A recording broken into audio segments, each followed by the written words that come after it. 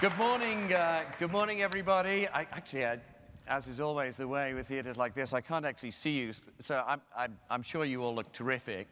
I suspect some of you don't feel terrific after 2 nights enjoying Charlotte, but you all look wonderful. It's a great pleasure for us to be here. As Jim said, I'm Michael Elliott, the president and the CEO of the One Campaign, the global anti-poverty organization co-founded by Bono and others a few years ago. I'm particularly pleased, actually, that Jim mentioned the significance of access to electricity and energy poverty in his opening remarks. That's such a kind of huge issue that's emerging for all those of us who are concerned with global poverty and development. Might even be something that we touch on in our conversation here. And just to kind of finish off my introduction, I'd just like to say how thrilled and honored we are to be partnering with the NDI, with Ken Wallach and all his staff. They do such a fantastic job at conventions in welcoming all our international visitors and others, and really showcasing the best of American democracy. Despite my funny accent, I actually have lived here a remarkably long time, and it's wonderful the job that the NDI do in showcasing all the exciting things that go on during a convention. I've got an extraordinary panel with me. On the far right, of course, Prime Minister Tsvangirai from Zimbabwe. It's a real honor to have you with us.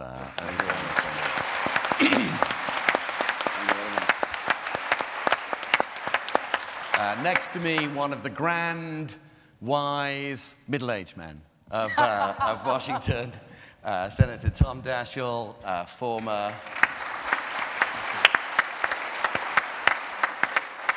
Senate minority and majority leader, twice actually, a rare distinction.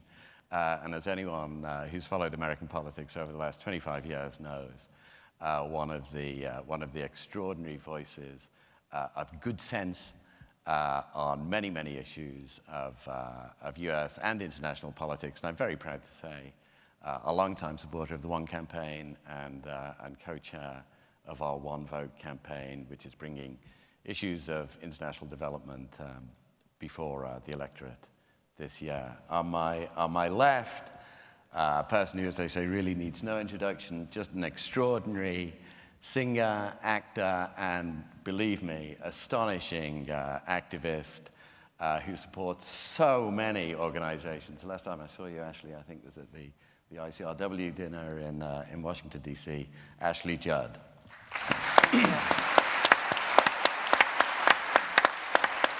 And on my far left, another person who really needs no introduction, the former Foreign Secretary of my birth country, as they say, and another wise and experienced figure on issues of international politics and international development, David Miliband.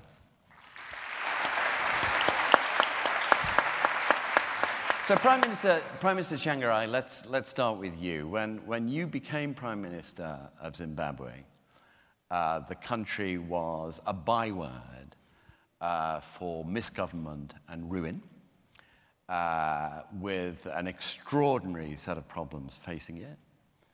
I'd like you just to stand back a little and give some sense of what the international community, broadly defined, can do that's most important to assist the development that you yourself are doing in nations like Zimbabwe. What are the key messages that the international community, the US, but of course others too, should hear from your perspective of what are the important things to concentrate on?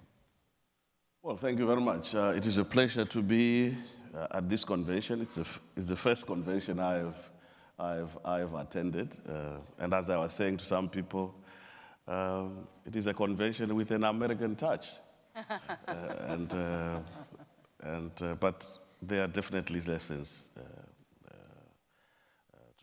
take back home. Back to your critical question.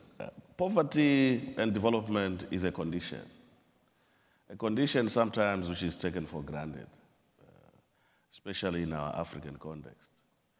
For a very long time, Africa had gone through a period of conflict, a period of violence.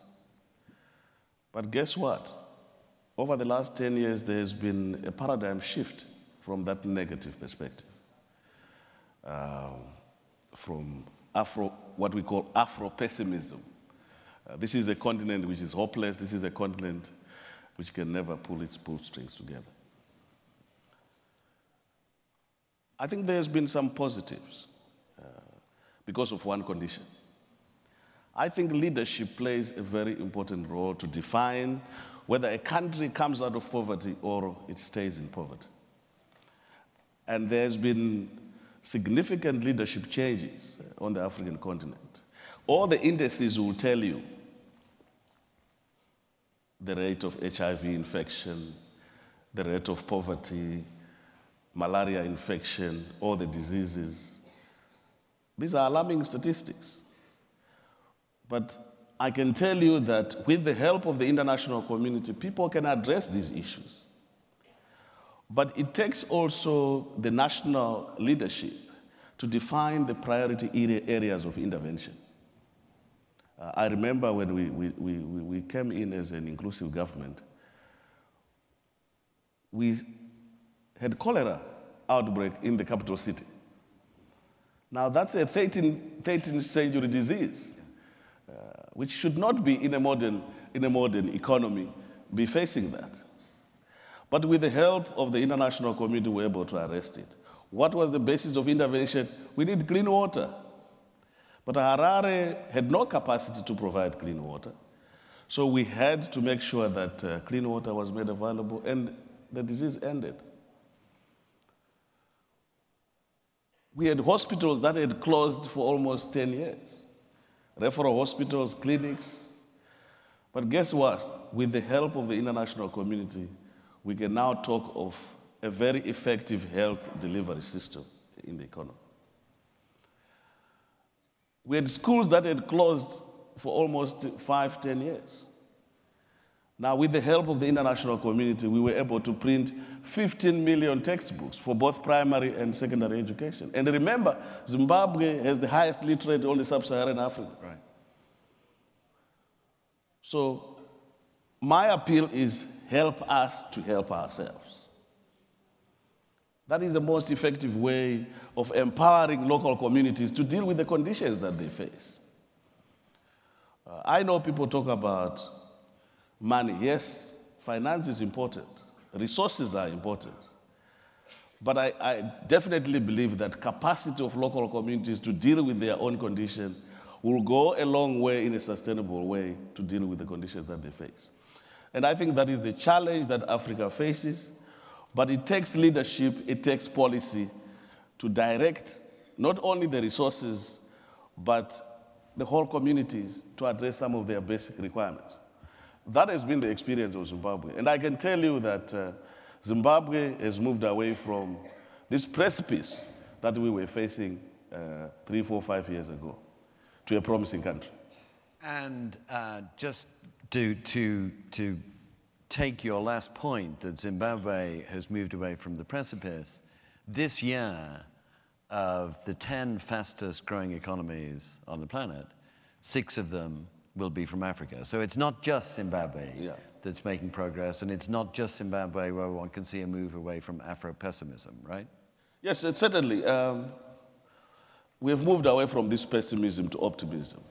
And I think every country on the African continent must now ride on that optimism and not slide back to that condition which has put countries at the backwater. It is my belief that with new capacities, with new interest, Africa is the growth opportunity of the future. So therefore, let's take advantage, let's invest in the human capital, let's invest in the capacities of these communities. Let's invest in new policy trust that is going to increase the opportunities It is sad to note that Africa is a rich continent but a very poor continent. What is the basis of that poverty? Your guess is as good as mine. It is leadership, it is policies, it is the capacity of local communities to play their part. Not help, not aid, but bringing the support and the resources to allow local communities to stand for themselves. In other words, help us to help ourselves. Wonderfully put. Now, I want to ask Tom from the Washington perspective, and then Ashley, as it were, from the non-Washington, the broader community perspective, how that wonderfully expressed message of the Prime Minister sells. First of all, in the US, first of all, that there is enormous opportunity in Africa, and secondly, that smart international assistance has really had demonstrable results in terms of hospitals opening, in terms of school books being distributed. How hard or easy, Senator Daschle, did you find it to get that message across in Congress? And what's your sense of how that message resonates in Washington now? Mike, I think it is resonating, and I think the eloquence that the Prime Minister has just shown is exactly what will continue to ignite greater interest in the issue. I would say I'd have a couple of observations. First of all, politicians in Washington and generally in the country are prone to look more at domestic issues because they're the ones that most directly affect their constituencies. So the state of the economy and the state of healthcare and the state of education are all very significant campaign and political issues and policy issues, in large measure because there's a tangible connection between the constituency and the issue. It's less so the farther out these international issues become. And yet I think there's a growing realization that we've gone through and we're experiencing what I would call a tectonic shift in civilization, where we've gone from almost isolation to a larger interrelationship to now integration, in part because of technology, in part because we see these huge changes that are occurring in continents like Africa. And nothing is more important than to be able to show real success. There's also another big factor that troubles me a good deal. There's so much misinformation and misunderstanding. You ask a typical American today just how much money we spend on foreign assistance, and somebody will probably tell you it's 25, 30%, or even more, when we know it's about 1%. And so the investment, I think, that we can make with that 1% is phenomenal. So I think what we've got to do, and both One and NDI does this so well, is to show how important that investment is. And how critical now, especially with this new tectonic order and all the different, the impact that it is having on a typical American. Somebody once said that if you don't visit a bad neighborhood will visit you. And I think there is motivation there that we've got to understand. We can't ignore the rest of the world. We've got to be integrated. We've got to embrace this new integration in a way that allows us to be a partner. And I think the Prime Minister said it so well, help us help ourselves. That really ought to be the essence of a good partnership with African nations today. And I think slowly but surely, in part because of this new awareness, in part because of the technological shift that's occurring that is allowing greater understanding, and in part because we know we have no choice, integration is becoming more a part of public policy. And is your sense that that understanding is increasingly widely shared among decision makers in Washington? I think it's increasingly widely shared, but I'm struck again this presidential cycle by how little attention is given to the whole array of issues in international, with an international context. We ought to be talking a lot more about these things than we are, even though they may not have as direct an impact as these economic and social issues have within the United States. We can't ignore them. And what better place and what better opportunity than a presidential campaign? But I would say, largely they're relegated to second tier, and that's unfortunate. There ought to be a lot more attention given. I think one thing that's worth pointing out before we leave Washington is that in the US context, a lot of these programs truly have a bipartisan degree of support in terms of high-level advocacy in Washington itself. And those of you who saw or listened to President Clinton's speech last night will have noticed that he went out of his way, for example, to praise PEPFAR, the President's Emergency Plan for Age Relief, which of course was a Bush administration initiated program, magnificently continued by the present administration. So I couldn't agree more. You know, PEPFAR is probably the epitome of what it is to be bipartisan in foreign programs today, with President Bush and President Obama strongly embracing the program, advocating for it, attempting as much as possible to give it the kind of support it truly deserves. So Ashley, as you do your multifaceted, as you live your multifaceted life, singing, acting, activism, wandering around the country and indeed the world, as I know you do. In the US, do you think this message that we've heard from the Prime Minister and from Senator Daschle sort of resonates with folk? Do they get it? Do they get how much exciting stuff is going on out there? Do they get how much can be achieved? And do they get, to Senator Daschle's kind of key point, how important it is that we should spend time thinking about this? Well, I would say that the extent that Americans do get it is directly related to the One campaign. And particularly the grassroots movement and reaching out to younger people. I have seen at an Episcopal church in Franklin, Tennessee, their buses sporting One logos, you know, Make Poverty History. And there's another initiative for the Congo that the great John Prendergast, who is now a 25-year human rights legend, runs through the internet. And so social media and reaching out in particular to young people, I think, is a very effective way. But I was really struck by something that the Prime Minister said, Afro-pessimism. And part of what I have been taught is that it's abusive to point out a problem without also highlighting a solution.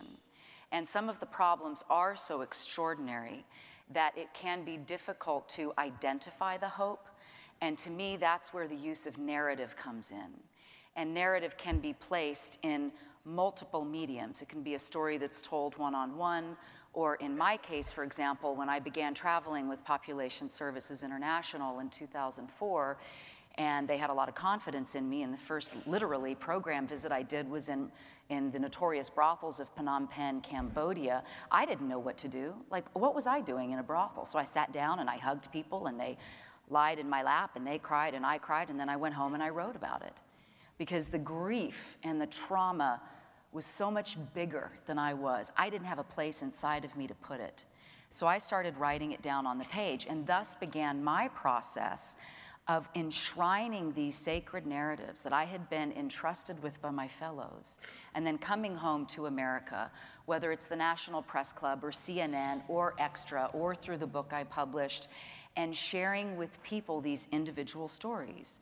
And part of what I think is really important to highlight is that there are all these insertion points, as I call them, along the spectrum of poverty and suffering, where a person's story can be transformed from one of exploitation or extreme poverty into one of resilience and hope. And the Prime Minister and the Senator talked a lot about building community capacity. And then I even go down to that micro level, which is building the individual's self-efficacy. It's a word that I learned, in fact, from grassroots workers in sub-Saharan Africa. I was like, self-efficacy, this is great. And when the individual builds that self-efficacy, it helps build the community. So for example, I think of Shola, a young woman I met in a brothel in Nairobi, and there were so many different reasons why she ended up there. Her dad died of HIV/AIDS because he'd gone outside of the marriage. The mother died of TB and couldn't access simple antibiotics that would have saved her life. Her dad's family came in and took the land and displaced her because she didn't have inheritance or land tenure rights. Her boyfriend and she got pregnant because they didn't know sex education and she didn't have access to prevention. And when he left her after she got pregnant, and her toddler then couldn't survive on her breast milk, she, took some vague advice from a friend and went to town and guess what? Ended up in a brothel. And then she didn't have access to condoms in the brothel and got pregnant by another client. When I met her, she was still trying to nurse the first baby and she was swollen with child and being paid $50 to $2 per interaction with men. So, then I have to work on the demand side of reducing sexual exploitation. So there are all these insertion points, as I call them. And what I suggest to Americans is, what about that story bothers you the most? Which part of that, as you sit there, to excuse my language, because it's important to harness that energy, pisses you off?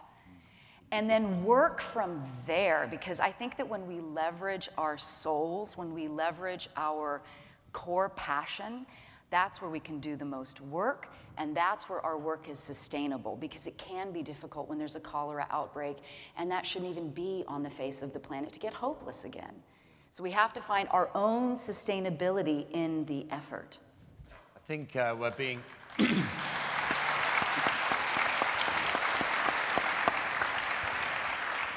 I have a feeling we're being carried live on C-SPAN, so you may just have got beeped there, actually, incidentally. One of the, before I bring David Miliband in, one of the things that you have constantly been a leader on, and just you kind of touched on this tangentially in that very moving story about the lady in the brothel, but one of the things that you've been a real leader on is convincing those who you talk to and interact with, and in particular Americans, of the critical importance of women and girls in the development story. So just tell us a little about that. Me? Yeah, why not? Oh, thank you. Yeah. Well, I think that what comes from the head goes over the head, and it's important to be really clear about policy and to have the governmental transparency and all that, but what comes from the heart goes straight to the heart. So, for example, PSI, which has had programs in Zimbabwe since 1996, socially markets 30 million condoms. What does that mean?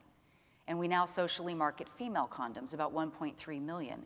Now that's interesting, because a female condom allows a woman with discretion and privacy to protect her reproductive health and prevent an unintended pregnancy when there's an asymmetry of power in the relationship and her sexual partner refuses to wear a male condom.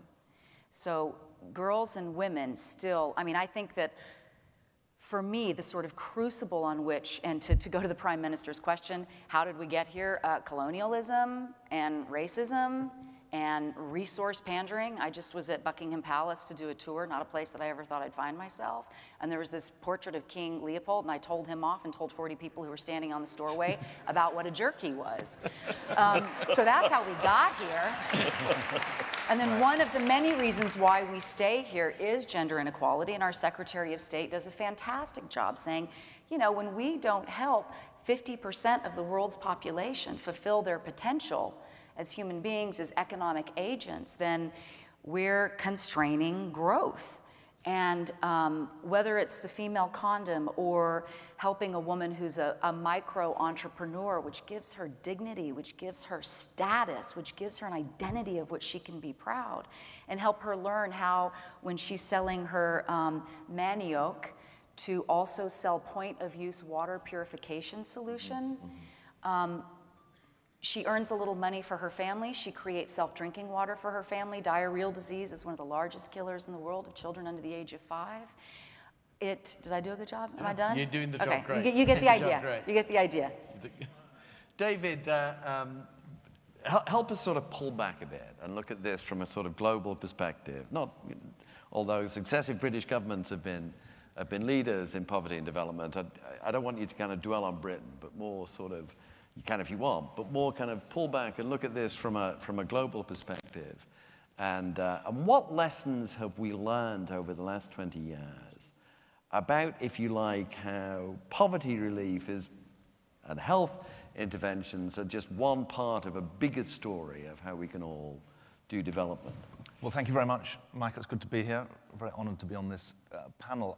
I think I'd say, let me say two things, really. The first is about how the debate has changed over the last 20 years. And then secondly, without puncturing the mood of can-do engagement that we've heard, I want to say something about where I think the debate is now. Okay. So where's the debate gone over the last 20 years? I think there has been a profound shift of the kind that the Prime Minister has said, and it's got two elements. One is a very big shift from talking about aid and money to talking about development and trade, good governance, conflict prevention, and aid. It's a very big difference to talk about development than to talk about aid. And I think that it's taken us into some of the most complex policy areas, both at a human level and at a national level. I do a little bit of work with a small charity at the moment in South Sudan, the newest country in the world. And it's a country riven by poverty.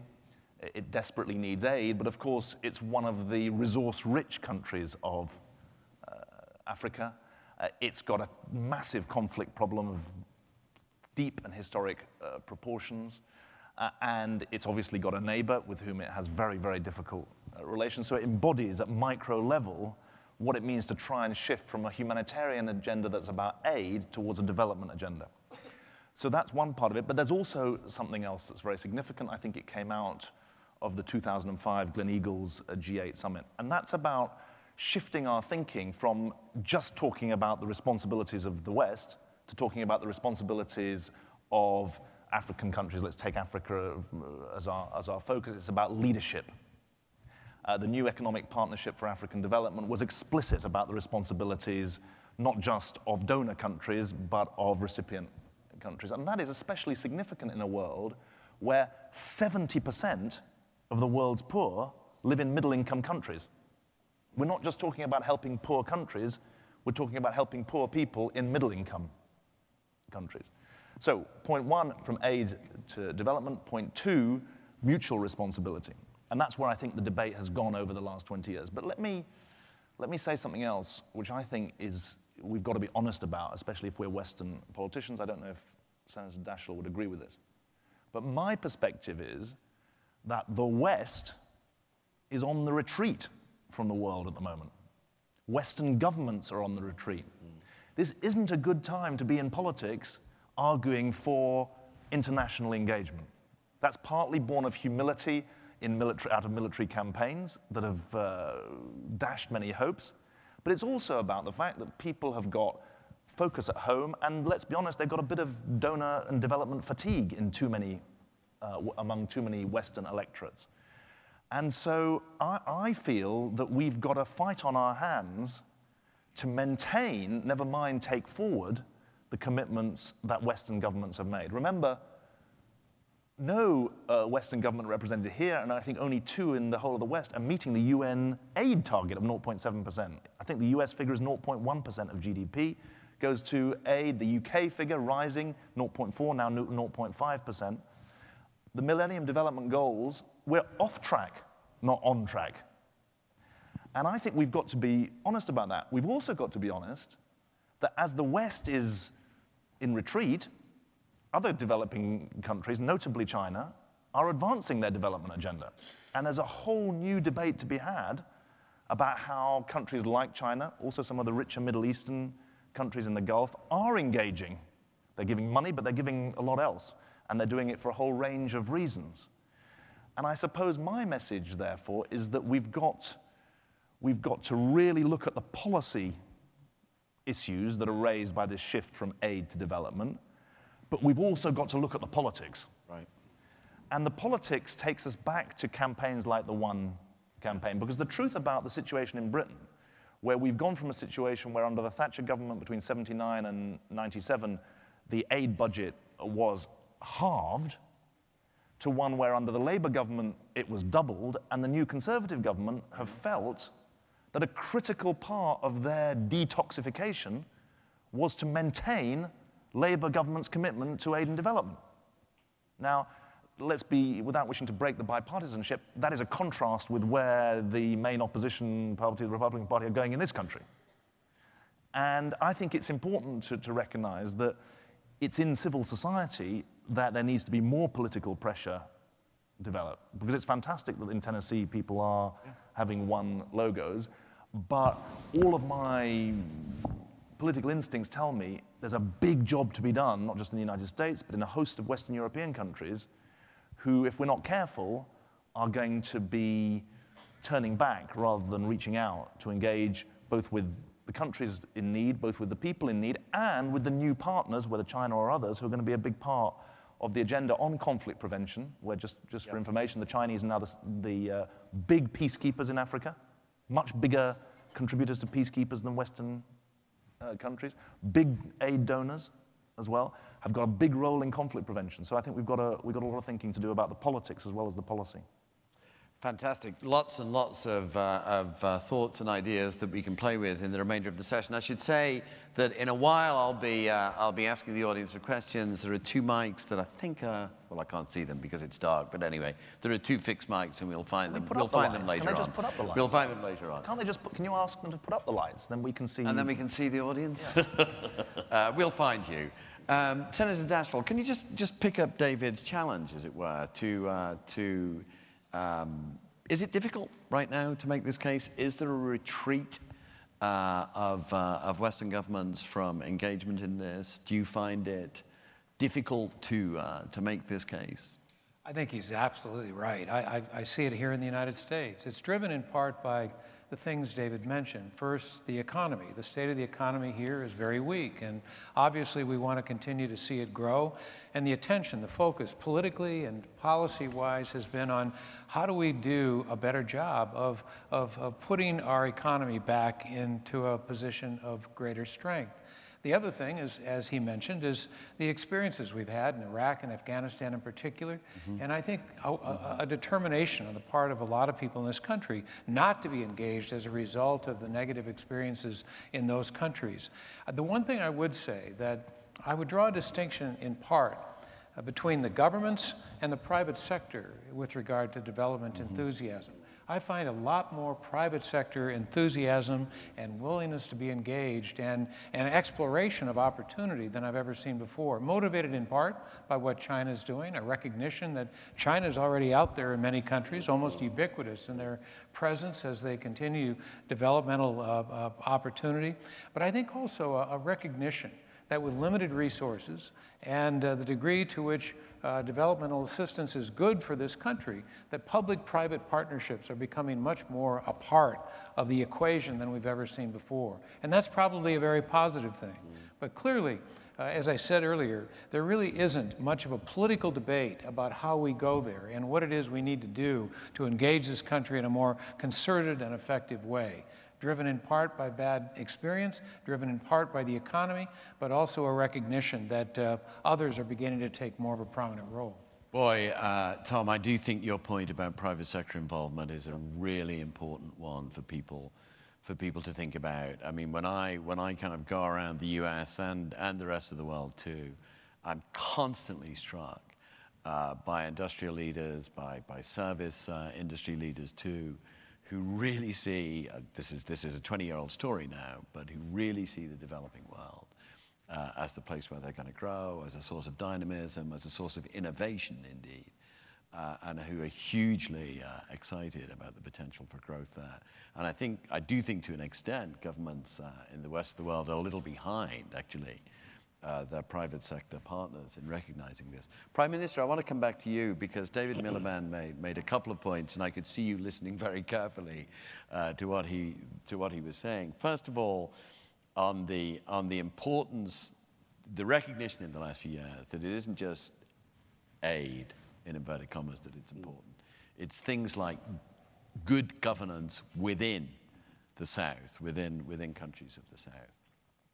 And as an extension of that what we've learned is that if development is really going to work, it has to be a partnership, and there are responsibilities on the part of those who, as it were, receive money that flows from the north, as well as just on countries from the north. I wonder if you could pick up that. Yes, partnership. The greatest determinant of any partnership is mutual interest. What is that is going to motivate the West to continue to have partnership? Is it charity? Is it in the self-interest to build bridges in order to promote, in the face of globalization, a basis of interaction as equals. So to me, it's not even motivated by patronage. It is motivated by long-term self-interest. When I grew up, 10 years ago, there was probably one Chinese in Zimbabwe. And people have asked us, in the last 10 years, what are two things that have a significant impact on the African continent? It is the cell phone and the Chinese. And you ask why. The Chinese are not philanthropists. They have realized that in the long-term interest, long-term national interest, they have to have this partnership with Africa. And they've done it so effectively that we have probably got 10,000 Chinese in Zimbabwe. They are building bridges, they are building roads, they are building hospitals, and for us, these are partners. And they help us to get out of poverty. So I think that international solidarity is not a basis of patronage. And that's why I think for the Western governments, it is in the interest, the long-term interest of the United States, of Western Europe, to continue this partnership. Or else some will replace you, and in the end, it becomes almost like an international scramble, when it is not. So, yes, David is right. The debate has shifted dramatically to a stage where this partnership cannot be a basis of patronage and cannot be a basis of just humanitarian basis. It has to be wide. Business has to get involved. That's how these partnerships are developed. Ashley, thank you very much, Prime Minister. Ashley, you painted this picture of multiple points of intervention in which we can kind of think about these things. And for sure, national interest is one of them. But we shouldn't lose sight, should we, of the fact that there are also extraordinary human emotional contacts that also motivate good people, and all our nations have plenty of good people to feel that this is the right thing to do. I think empathy plays a huge role. And from what I've heard, I can elucidate 3 different storylines, because it is ultimately the narrative, I think, that touches people. And do you want to be interested because you're interested in our national security? And there should be people like the senator, and this is something that Bono does well, that talks about why appropriate and healthy development is in America's national security and defense best interests? Or do you want to tell the story from it's in our economic best interests? And when I first started going to Africa, there were a couple of Chinese trucks, and they were in, Chinese and English, and they are just in Chinese now. Or do you want to tell the story? And it should be told in all 3 of these ways, and maybe some ways that aren't occurring to me right now. So it's up to each of us as surrogates and ambassadors and leaders, if you will, to really, I don't want to use this word, but exploit the narrative from the position that is most crucial to us. And then there is the human value one. It's one of the things President Clinton said last night in his speech. It's the right thing to do. Yeah. It's the right thing to do. And for me, empathy is absolutely huge. And what has to precede empathy is my willingness to see another human being. Because when I allow myself to really see another human being, to witness their experience, I make myself vulnerable enough to be recruited to their welfare. And when I am engaged in that way, I can't turn back. And if I try to, it bothers my conscience. It nags at me in such a way that I'm uncomfortable within myself. That someone is dying from a mosquito bite. That, my husband and I call children who die before their 5th birthday the born to dies.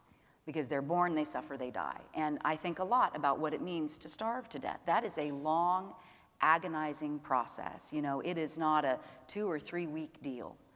And therefore, I think empathy is crucial. And there's a wonderful philosopher from the University of Chicago, Martha Nussbaum, who's just written a book about why the humanities are so crucial to democracy. because the humanities teach us to think critically, to question authority, to have the courage to use an individuated voice in our peer group. They allow us to engage our empathy and transcend our local loyalties, which is what we're talking about, I think, Senator, with regard to our own weak economy. And it's understandable that people would be concerned about feeding their families, finding a job, you know, absorbing a health shock that doesn't bust them. And however, I do need to transcend my local loyalties because I am a citizen of the world. There's this integration, as the Prime Minister said. I think at the One Campaign, we and our partner organizations kind of stress every possible way in which one can make a case for this, whether it's national interest, economic interest, new partnership, growth potential, and so on and so forth. But every time I see a poll of those who list reasons for supporting international assistance in the United States, it is extraordinary how often one sees the phrase, because it's the right thing to do, because there is empathy, there is connection, there is a sense that if you can save a life, you should. Now that I'm getting used to the lights, I can see that right in the front row, we've got a One Campaign T-shirt. So yes, thank you very much. I saw that too. And now let's open it up to questions. We've really got an extraordinary panel with wonderful insights already, but I'd love to give some time for questions for the audience. And I think at this point, some spotlight should come down onto microphones. But I haven't seen them yet. Where are the mics? One over there. There's one over there, and there's one over there. There they are, right on the far side. And we've already got people lining up. Yes, ma'am, please. Please, because we've got a terrific panel and lots of people are already lined up, please make these questions not long statements of context. Thank you. I'm Ana Gomes, a member of the European Parliament from Portugal. And I'd like to ask the panel, is it really leadership that has been helping the people, the poor people, demand accountability and get self-sufficient in fighting poverty? Or actually the cheap Chinese cell phone, as it has been said? And knowing that indeed China is as explored as open markets that the West didn't see in Africa, in the days of the Afro-pessimism, but at the same time is also grabbing land, natural resources, and are the Western leaders actually understanding what is at stake? Are they being consistent when they talk about good governance and the rule of law and human rights, which are absolutely essential for development, when they actually don't deliver on that and don't hear the calls of the people in the developing country? Take Ethiopia, the second largest country in Africa and the headquarters of the African Union. Why is everybody mourning the deceased dictator and not asking the release of the political prisoners and not asking for an inclusive dialogue of all parties for democracy in that country? On the basis of the security reasons, while the situation is not improving at all in the region. David. Let's have a lot of questions. Should we take some other questions and then we'll get a few of them together? Gentleman over here. Hi, I'm gonna bounce from one side of the room to the other. How's that? It's Michael McLaughlin from the Irish Labour Party. It's a question about conflict and its role in development, and David Miliband did mention it, although I do think there is progress in the Millennium Development Goals. The UNDP has a very good chart that measures a lot of the progress that we're making. Of course, there's always more to be done, but we don't have a framework like the Millennium Development Goals for dealing with conflict, and there are people all around the world, Syria, Central Africa, horrendous conflicts that cause millions of lives and all the associated issues around them, and we've got an international system that seems to be singularly unable to deal with them, whether it's in terms of the UN Security Council or the regional powers, and maybe the more negative role that China plays, contrasting to the positive one discussed. So I don't know, it's a big question, but how can we elevate conflict prevention and resolution into some type of system that means something? Because at the moment it seems to be an absolutely, there's absolutely nothing there. It's kind of like a free market almost, and we have no ability to get to grips with these conflicts. Let's take one more from this side, and then we'll get them to the panel. This will be a brief question in French, which will be translated. Bien, je suis d'accord avec le Premier ministre du Zimbabwe qui estime que le leadership, la qualité des politiques publiques, la qualité de la gouvernance sont des facteurs déterminants dans la lutte contre la pauvreté et dans le processus de développement. He just said that he agrees with the Prime Minister that's the quality of leadership, and particularly in the public, that helps fight poverty. Thank you. Je pense que si on veut accélérer le développement des États pauvres, il est important de disposer aussi de ressources. Parce qu'il faut investir pour moderniser les infrastructures, il faut investir dans l'éducation, il faut investir dans la santé, il faut investir dans l'agriculture, dans le développement rural, et tout cela requiert de ressources. Yeah. So he's saying that obviously to help poor states accelerate their development, it takes investment in infrastructure and education and in health, absolutely. Étant donné de la faiblesse de l'épargne intérieure, on a besoin de ressources extérieures, ce qui m'amène à parler de l'aide publique au développement. Et me souvenir qu'au milieu des années 70, les pays industrialisés avaient décidé de consacrer 0,7% du PNB à l'aide publique au développement. C'est quel pays? 0,7% du PNB des pays industrialisés à l'aide publique au développement. Right. Les pays industrialisés avaient pris cette décision aux Nations Unies. So saying that they set a particular number, which was 7% to be dedicated. 0.7%. To be dedicated to internal infrastructure building. And I would add to that particularly the mineral-rich countries need to be able to access and develop appropriately their own minerals. I mean, look at Congo and mineral conflict and everybody just continuing to take it from them. Parlant du développement humain et de la lutte contre la pauvreté, et parlant du rôle des États-Unis dans le monde, je ne sais pas si les États-Unis, républicains comme démocrates, considèrent toujours cet engagement comme un engagement, c'est-à-dire de consacrer 0,7% du PNB à l'aide publique au développement, sachant bien qu'aujourd'hui les États-Unis sont peut-être juste à 1% de leur PNB consacré à l'aide publique au développement. If I can just clarify, this is Mr. Selou Dalein Diallo. He's an opposition leader from Guinea, and the question is about the commitment from developed countries to contribute 0.7% of GNP to development, international development. Well, so is the U.S. still committed to this 0.7% of GNP contribution? So let's take, let's do a bit of our let me put my arms around all three of those issues. David, why don't you go first, actually? Let me address the conflict question that was raised, because I think it's really, really important. There is a fundamental change going on in the nature of the conflict that we're talking about, because we're moving from an era of interstate conflict to intrastate conflict. I mean, there are actually fewer wars going on around the world than for a very long time. But there is more intrastate conflict. And you can see that. I mean, actually, the Sudan case is one of the few where it's Sudan and South Sudan where you've got interstate conflict. But a lot of the conflict that we're talking about, and Prime Minister Tsvangirai can speak to this with a witness and a testimony that is far greater than mine, we're talking about struggles of people against their government. We're talking about communities' struggles against each other, sectarian conflict. You can see that in parts of the Middle East, but also in parts of Africa as well. And I think that the question that's been raised by our colleague from Ireland is a very profound one. Because in 2005, the United Nations, all the countries of the United Nations agreed on a so-called responsibility to protect. Right.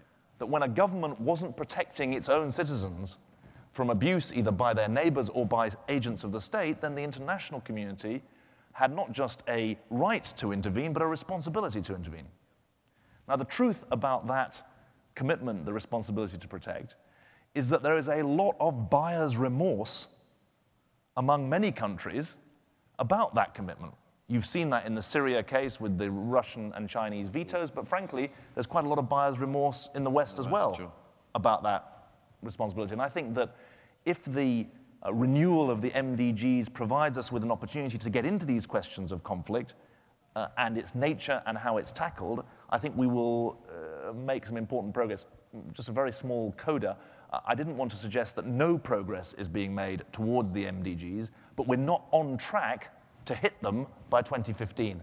And that's why I think we've got to, it's worth congratulating those who've made progress, but it's also worth being pretty tough that the worst thing for development is when we make commitments and then don't deliver on them, because that corrodes confidence on both sides. And we've got 3.5 years.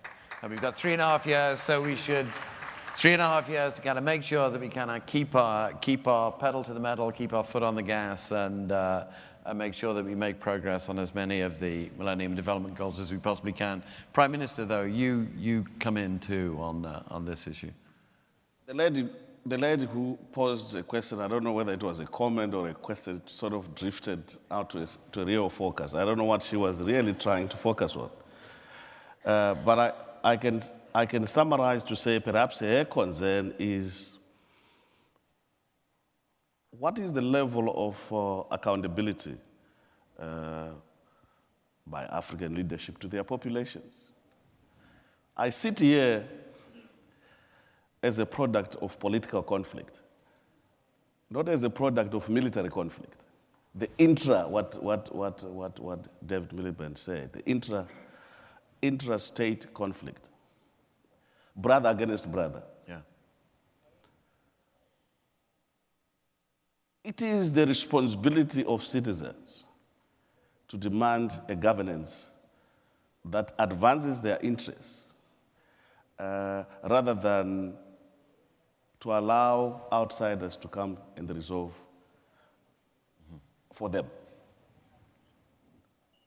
In Zimbabwe's case, why is that after fighting for liberation and obtaining liberation, a very bitter, protracted liberation struggle, that 20 years down the line, the people were against the very same liberators?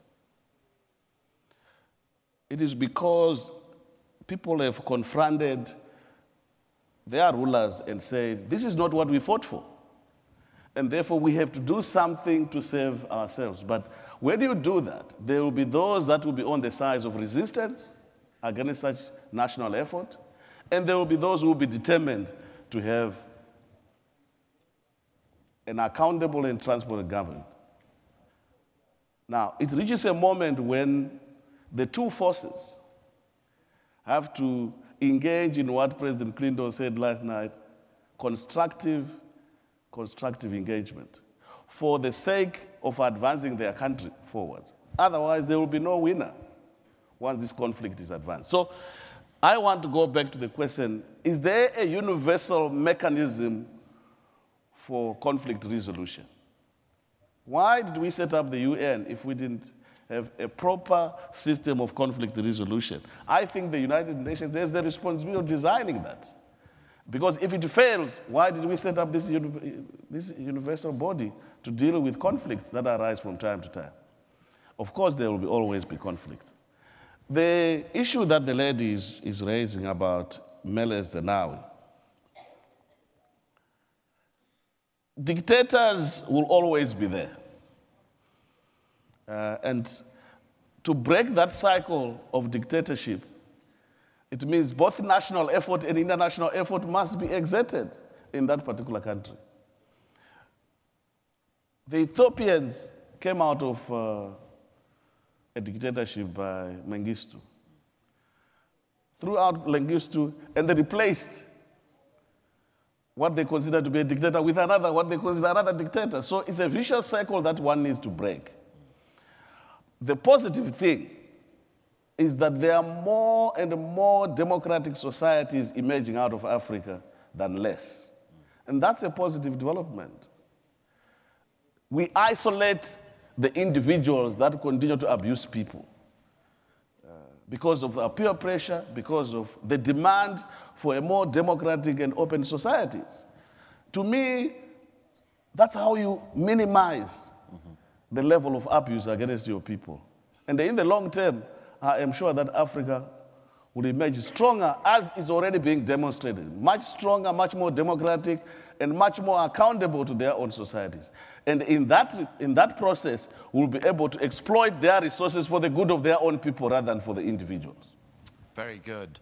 Do you want to come in? Well, I can't add a lot to what has already been said, but I think it's important to understand that there is a difference between some of these ideas as goals and as destinations versus journeys. And we're in a journey here. There are several components. There is no silver bullet, but there are several components. There's an economic component. We've got to ensure that the economic vitality in these countries is realized, and that goes to the investment we've been talking about, especially in developmental assistance.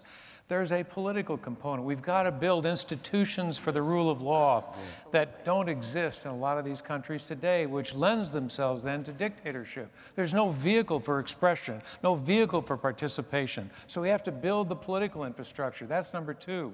Third, there has to be social development. We've got to find ways to ensure that people have access to good health and good education. You educate the population and make sure they're healthy, and you empower that population. That is critical.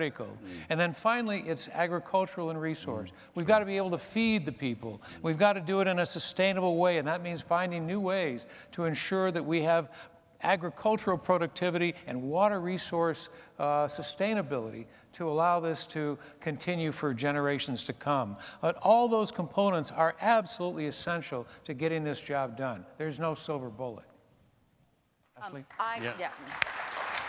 I love what my fellow panelists have said, in particular, reminding us that it's a journey, and we do have to be patient. So I'd like to give some examples from the non-governmental organization point of view about some things that can be done on a daily basis, and particularly how NGOs can bridge that gap between the public and the private sector, particularly when you're dealing with a failed state and weak institutions and a culture of corruption that good people are fighting to reverse. So, for example, I think that health is the building block of all sustainability. In Zimbabwe, PSI has HIV/AIDS testing clinics, and we are testing 40,000 Zimbabweans a year. And it's confidential, and we refer them to treatment if they test positive. And then we deal with the potential of gender violence if the woman is positive and the man is not. We're leading the way for male circumcision in Zimbabwe, and the Prime Minister's Minister of Health has been very vocal in that. For every 4 male circumcisions, we prevent 1 case of HIV. And then there's the use of markets to help poor people. Markets can be leveraged to help the poor, whether it's the safe drinking water sachet that costs pennies and creates several liters of safe drinking water for a family of 4 for an entire week. The other thing I wanted to say about the Ethiopian thing, which is obviously very complex, an example there is that child marriage is illegal. And there are about 8 or 9 million child brides. So they don't exist, but they exist, and there are absolutely no programs that reach them. They're not underserved, they are not served. Who is trying to tackle that? The International Center for Research on Women, another fantastic NGO. And there was one other thing, but maybe I'll just leave it at that. And I recently had the pleasure of having a very productive dinner with Melinda Gates, which I liked maybe the most because she left early and I got to eat her ice cream. But we were talking about what we do post-MDG.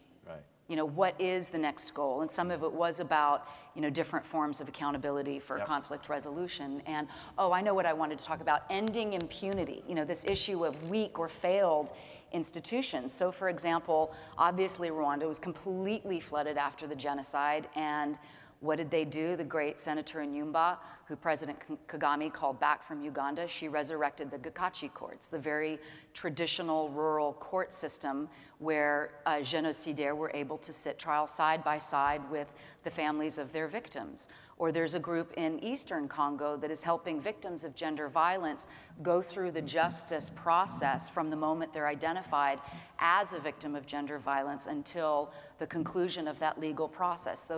That is an NGO. So we have a role to play while these good leaders are building internally their governance. Terrific. Let's take a couple more questions. Please say who you are. Keep your questions brief because I can already see far too many people in line. Over here first, thanks. Je vous remercie. Je m'appelle Tsvangirai Seremé, députée au Burkina Faso, président du caucus genre et vice-président du Parlement de la CEDEAO. Je voulais également m'inscrire en harmonie avec le Premier ministre, mais émettre quelques critiques pour essayer de comprendre, tout en n'étant pas afro-pessimiste, comment le continent le plus riche en ressources naturelles se retrouve être le continent le plus pauvre. Cela veut dire que quelles que soient les évolutions qui ont été faites par quelques pays, il y a réellement une problématique qui se pose. Et j'aimerais également savoir auprès de vous, pour que vous me guidez, quant à l'appui, quant à l'aide, quant au crédit octroyé par la plus grande puissance mondiale, les États-Unis, qui parfois se trouvent mal orientés dans des secteurs qui ne sont pas nos secteurs clés de développement.